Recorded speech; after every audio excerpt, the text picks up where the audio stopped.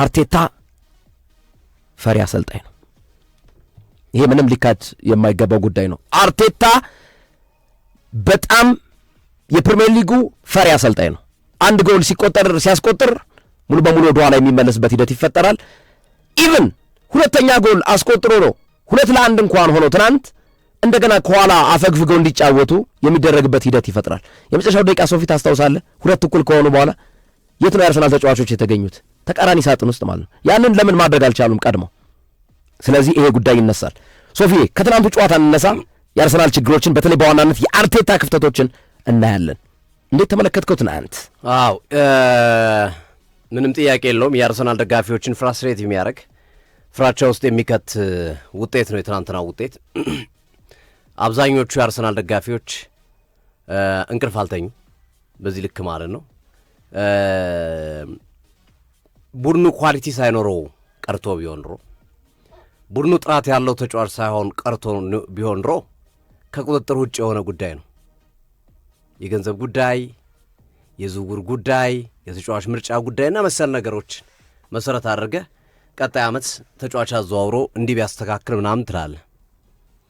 ዘንድሮ ግን አርሰናል የተሟላ ቡድን ነው። ከፊት እስከ ኋላ ድረስ ከግብ ጠባቂ እስከ አጥቂ ድረስ እያንዳንዱ ቦታ ላይ ብዙ ጊዜ ያነሳዋለሁ። የአርሰናል ሁለተኛ ቡድን ወይ ወልቭስን ወይ የበርንሌይ ቡድን ቢሆን ቶፕ 4 ውስጥ ይጨርሳል። የአርሰናል ሁለተኛው ቡድን ከግብ ጠባቂ ኬባ ጀምረህ ሙስኬራ፣ ሂንካፔ፣ ማይልስ ኬሊ፣ ቤን ዋይት፣ ኖርጋርድ፣ ኢዜ፣ ከሃቨርዝ እያልክ ስትወስደው እስከ ፊት መስመር አጥቂ ድረስ ሁለተኛ ተጫዋቾቹ የአርሰናል ሁለተኛ ተጫዋቾቹ ቶፕ 4 መጨረስ ይችላሉ። ምን ያህል ስኳድ ጥራት እንዳለው ማሳያ ነው አርሰናል።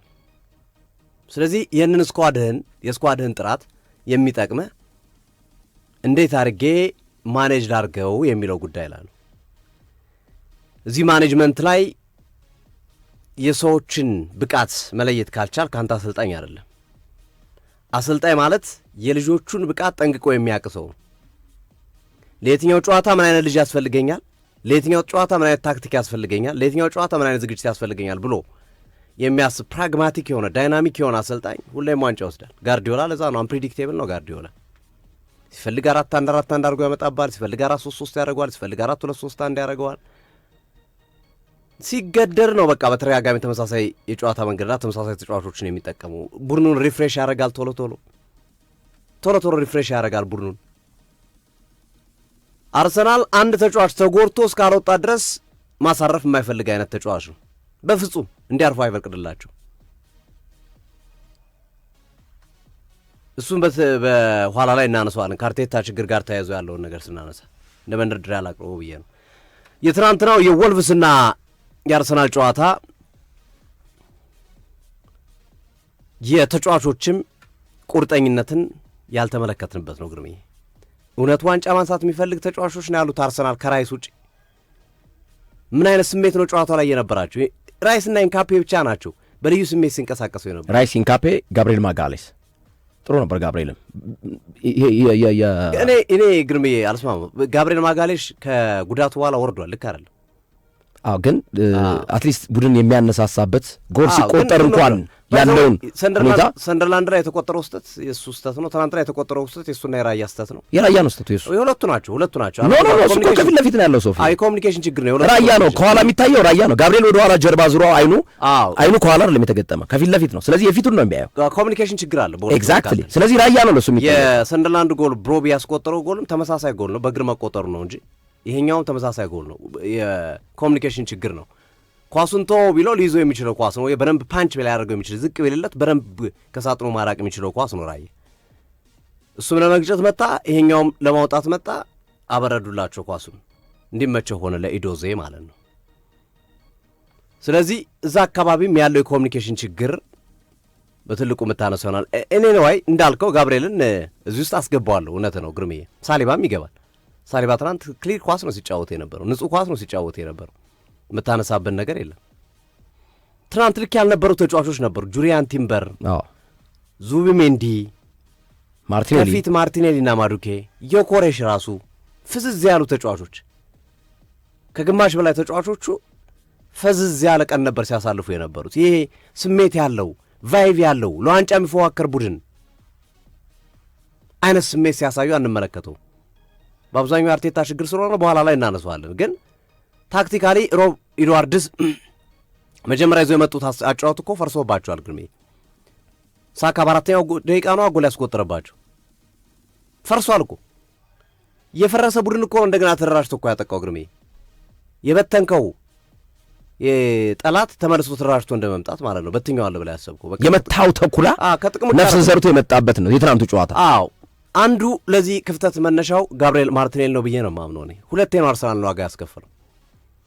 ባለፈው ከብሬንፎርድ ጋር በነበረው ጨዋታ እሱ አስቆጥሮ አርሰናል 3 ነጥብ እንዲወስድ ማድረግ ሲችል፣ ትናንት ከወልቭስ ጋር በነበረው ጨዋታ ላይ ሳካ ካስቆጠረ በኋላ ሁለተኛ ጎል ፍጹም ያለቀለት ማንም ሰው ሊያስቆጥረው የሚችል ግብ ጠባቂው ተፍቶታል። ኳሱን አጠገቡን ያገኘው በየትኛው መንገድ ብትመታው ሊቆጠር የሚችል ኳስ ነው። ግን ምንድን ነው ያደረገው? ትንኩፍ ነው ያደረገው። እንደዛ ነው እንደ ኳስ የሚመታው ወደ ጎል የሚመታ ኳስ። ምን አይነት ቀልድ ነው ያዘው? ስናነሳ ነበር ጨዋታ አለ በቃ ቀልድ የሚመስል የህፃናት ጨዋታ የሚመስል። ያቺ ጎል ተቆጥራ ቢሆን 2 ጎል ይሆን ነበረ ከረፍት በፊት። የወልቭስ ተስፋ ይመነምን ነበረ። አንድ ጎሏ በቆየች ቁጥር፣ አንድ ጎሏ በገፋች ቁጥር ግን ወልቭስ ተስፋ እያደረገ መጣ።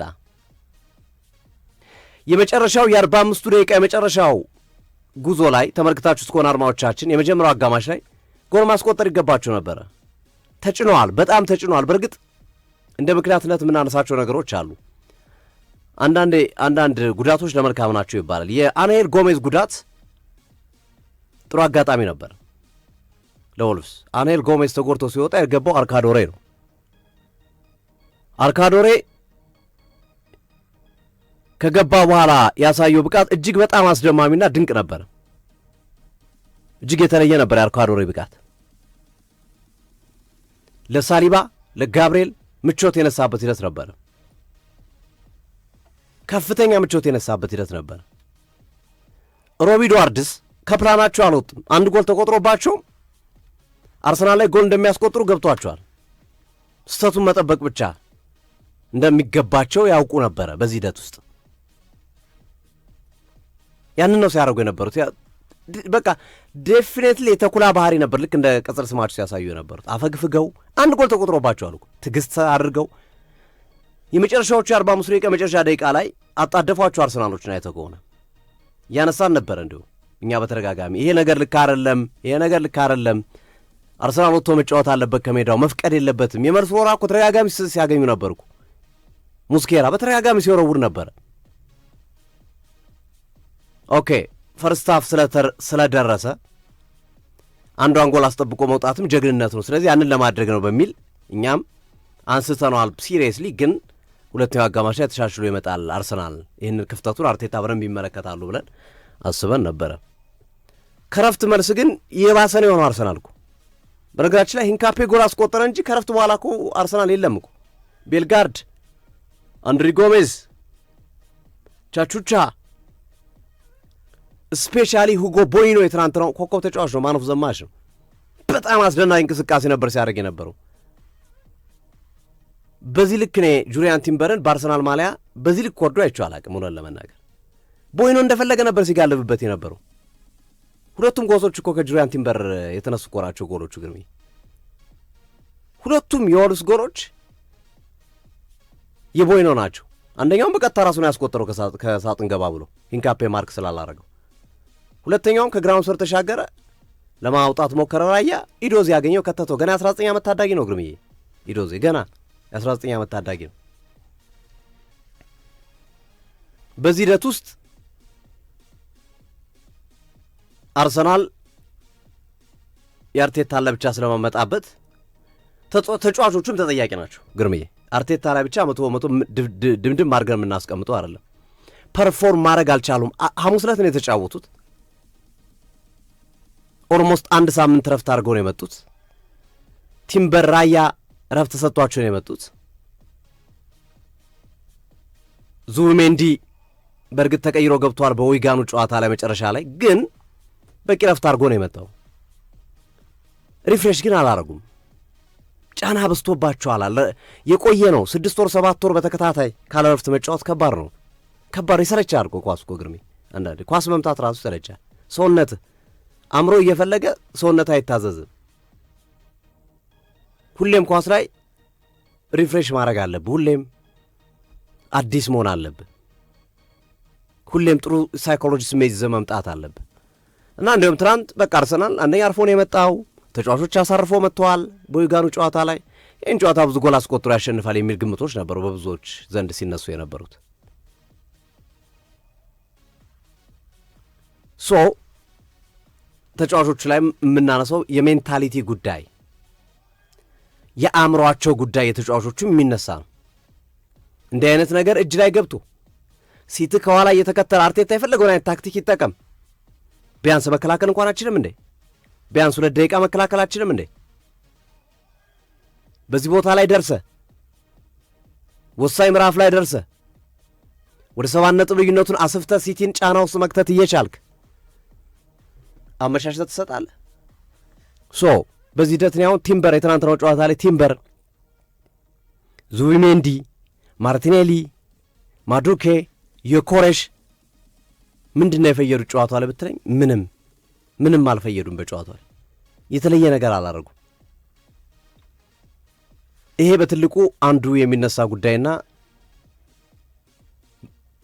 የአርሰናል ተጫዋቾች ሜንታሊቲ ራሳቸው አእምሮአቸውን በደንብ ማየት እንዳለባቸው እረዳለሁ።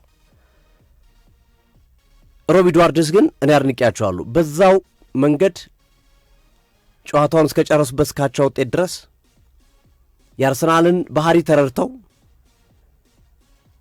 የሄዱበት መንገድ በጣም አስገራሚ ነው።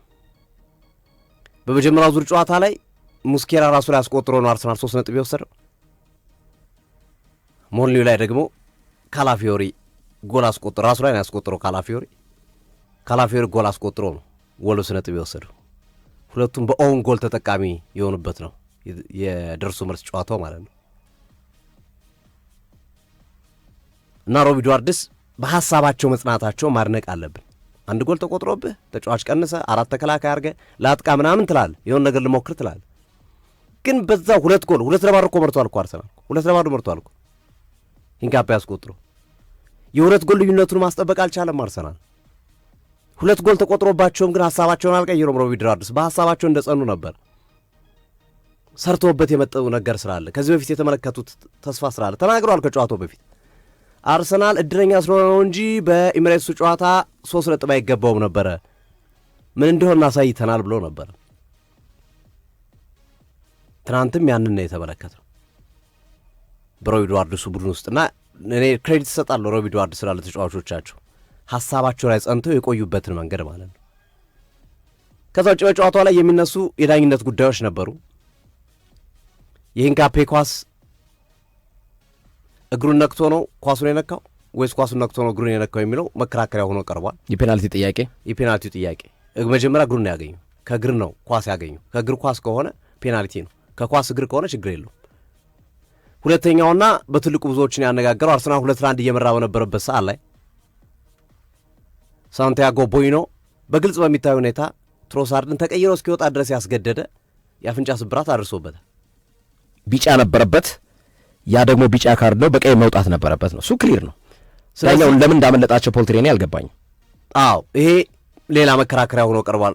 ደግሞ ከፖል ትሬኒ ጋር ደግሞ የአርሰናል ደጋፊዎች አርሰናሎች ጥሩ ስሜት የላቸውም ከዚህ በፊት በነበራቸው ሂደት፣ ከዚህ በፊት በሰሩባቸው ግፎች መሰረት በማድረግ የጎላ ባይሆንም ግን ውጤት ለመቀየር በቂ የሆነ በተለይ የሳንቲያጎ ቦይኖ ጥፋት በሁለተኛ ቢጫ ካርድ ማስወጣት የሚገባ ነበር የሚለው መከራከሪያ አርሰናል ደጋፊዎች ቢያነሱ ተገቢ ይሆናል። ግን አርሰናል እውነት ለመናገር እንደ ወልቭስ አይነት ቡድን ወራጅ ቀጠና መጨረሻ ላይ ያለ ቡድን በእንግሊዝ ፕሪሚየር ሊግ ከታዩ ደካማ ቡድኖች በሚል ቁጥራዊ አሃዞችን እየተቀመጠበት የሚገኝ ክለብ በምንም መንገድ ቢሆን ዳኛ እንኳን ተጭኖም ቢሆን ያን ያህል ያልተጫ እንኳን ዳኛው ያን ያህል ያልተጫኑትን ተጭኖ እንኳን ቢሆን ውጤት ይዘው መውጣት ነበረብህ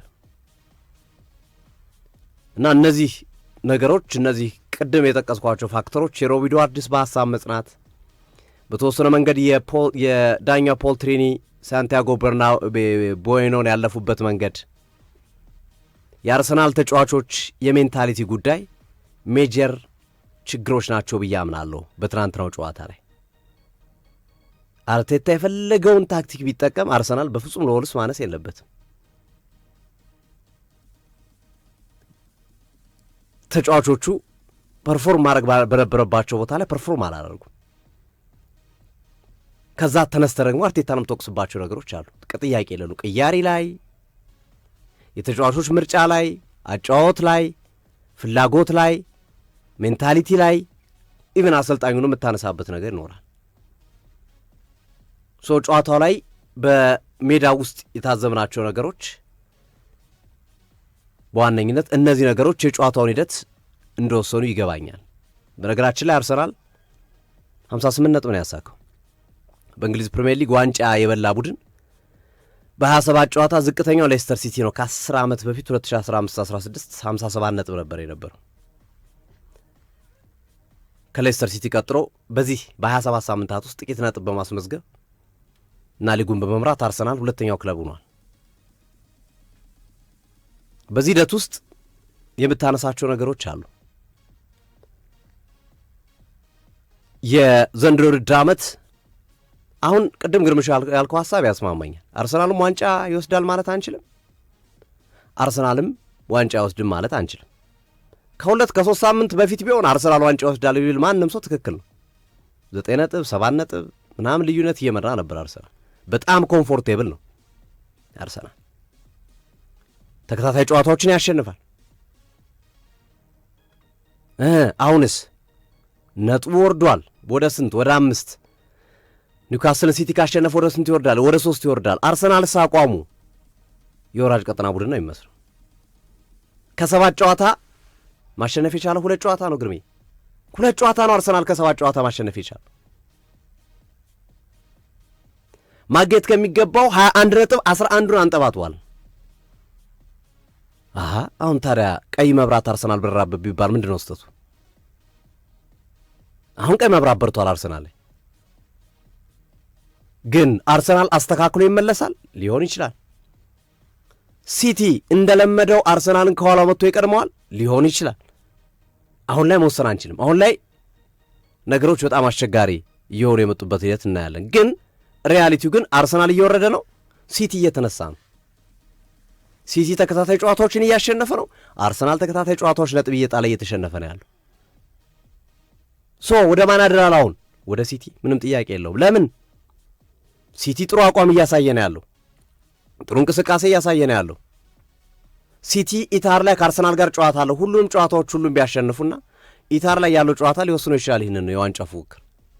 ቼልሲ ዋንጫ ፉክክር የመወሰን አቅም ያለው ቡድን ነው፣ ሁለቱንም ያገኛል። ክሪስታል ፓላስ ሁለቱንም ያገኛል። የዋንጫውን ጉዞ የመወሰን አቅም ያላቸው ቡድኖች ናቸው። አብዛኞቹ ቡድኖችን ያገኟቸዋል፣ አርሰናልና እርስ በርስ ያገኟቸዋል። ለምሳሌ ክሪስታል ፓላስን፣ ቼልሲን፣ ምናምን ብራይተን፣ ብሬንፎርድን አግኝቷል። የብሬንፎርድ ጨዋታ ለምሳሌ ወሳኝ ነው። አርሰናል ነጥብ አስጥሏል። ሲቲንስ ብሬንፎርድ ነጥብ ያስጥላል። አብዛኞቹ ጨዋታዎች፣ ቀሪዎቹ ጨዋታዎች የሁለቱም የሚያገኟቸው ተመሳሳይ ቡድኖች ናቸው። ስለዚህ አሁን ይህንን ዋንጫ ለምሳሌ ቼልሲ የመወሰን አቅም ሊኖረው ይችላል። ሞሮርለስ ጥሩ አቋም ያለው ቡድን ስለሆነ፣ ጥሩ ተጫዋች ስብስብ ያለው ቡድን ስለሆነ ይህንን ጨዋታ ክሪስታል ፓላስ የመወሰን አቅም ሊኖረው ይችላል። ከሲቲም ጋር ይጫወታል ኢታር ላይ፣ ከአርሰናል ጋርም ይጫወታል በሜዳው ሴልኸርስት ፓርክ ስቴዲየም ላይ። ራሱ የሲቲና የአርሰናል ጨዋታ ይወስናል። አዎ ይወስናል ኢታር ላይ። ግን አርሰናል ትናንት ባሳየው አቋም፣ ብሬንፎርድ ላይ ባሳየው አቋም ከቀጠለ አይሆንም። አርሰናል አስቶን ቪላና ሊድስን ባሸነፈበት መንገድ ላይ የሚገኝ ከሆነ ግን አሁንም አርሰናል 100% የተሟጠጠ ነገር የለውም። እንዲሁም በእጁ ነው ያለው ሁሉም ነገር፣ ቻንሱ በእጁ ነው ያለው። ያሉትን ጨዋታዎች በሙሉ ካሸነፈና ከሲቲ ጋር አቻ ቢወጣ እንኳን አርሰናል ዋንጫ ይበላል። የቀሩትን 11 ጨዋታዎች አሸንፎ አርሰናል፣ ሲቲም በተመሳሳይ ቢያሸንፉና የእርስ በርስ ግንኙነታቸውን አቻ ቢወጡ አርሰናል ነው የሚበላው ይህን ዋንጫ። ሲቲ የማሸነፍ ግዴታ አለበት። ሞሮርለስ አሁን ወደ ሲቲም እጅ እየገባ ነው የዋንጫ ፉክክር። ሲቲም ሜዳው ላይ ስለሚጫወት ሜዳው ላይ ነው የሚጫወተው ሲቲ። ለዛ ነው ወደ ሲቲ እጅ አመዘነ የምንለው። ለምን ሜዳው ላይ ስለሚጫወት ሜዳው ላይ በሚኖረው ጨዋታ ላይ ሲቲ ድል ካረገ እና ሁለቱም ሙሉንም ቢያሸንፉ እኩል ይሆናል። ሌላው አንድ ስታት ማንሳት እፈልጋለሁ ግርሜ፣ ባለፉት 4 ዓመታት አርሰናልና ማንቸስተር ሲቲ በመጨረሻዎቹ 12 ጨዋታዎች ምን አይነት ቁጥር ነበራቸው? የአርሰናል ጥሩ ቁጥር ያምና ነው 27 ነጥብ የሰበሰበበት። ታች አምና ከ12 ጨዋታ 21 ነጥብ ነው ያገኘው። ከታች አምና በፊት ከ12 ጨዋታ 18 ነጥብ ነው ያገኘው። አምና 27 ነጥብ አግኝቷል። ሲቲስ ባለፉት 4 ዓመታት በመጨረሻዎቹ 12 ጨዋታዎች ከ30 እና ከ30 ነጥብ በላይ አግኝቷል። 30፣ 32፣ 31 ነጥቦችን አግኝቷል። ወደ መጨረሻው የሲቲ ቡድን የሚነሳ ቡድን ነው። ይሄ የሚያሳየን ያለፉት 4 ዓመታት ግራፊክ ነው፣ መመልከት ይችላሉ አድማጮቻችን። ስለዚህ እነዚህ ነገሮች ስንመለከት ነው የአርሰናል ጉዳይ ጣጣ ውስጥ ገባ የምንለው እንጂ ግርምሽ ቅድም እንዳልከው በ5 ነጥብ እየበራ ነው። ኢቭን ኒውካስልን ቢያሸነፍ ሲቲ 2 ነጥብ ልዩነቱ እንዳለ ይቀጥላል። አሁንም አርሰናል መሪነቱን አሳልፎ የሚሰጥበት መንገድ የለም ቶትናምን እስካሸነፈ ድረስ። ቶትናም ማሸነፍ ከቻለ በእጁ ነው፣ ሁሉም ነገር በእጁ ነው። ሁለቱ አሁን አርሰናል በእጁ ነው ያለው። አርሰናል እኮ በእጁ ነው ያለው። ኒውካስልንም ሲቲ ቢያሸንፍ አርሰናል በእጁ ነው ያለው የዋንጫው ፉክክር፣ ሲቲም በእጁ ነው ያለው የዋንጫው ፉክክር። ስለዚህ እንዲሁ እንደተያያዙ ከሄዱ ኢታር ላይ የዋንጫ ጨዋታ ነው የምናየው። ዌምብሌ ላይ የምንመለከተው የካራባኦ ካፕ ፍጻሜ አይነት ጨዋታ ማለት ነው። በቃ አሸናፊው ዋንጫውን ይመራል። ግን አርሰናል ይህንን ዕድል መስጠት ነበረበት ወይ? በፍጹም። አርሰናል የዚህን ውድድር ዓመት የእንግሊዝ ፕሪሚየር ሊግን ባይፋር በረጅም ርቀት ቀድሞ ማንሳት የሚችልበት ሂደት ነበረ።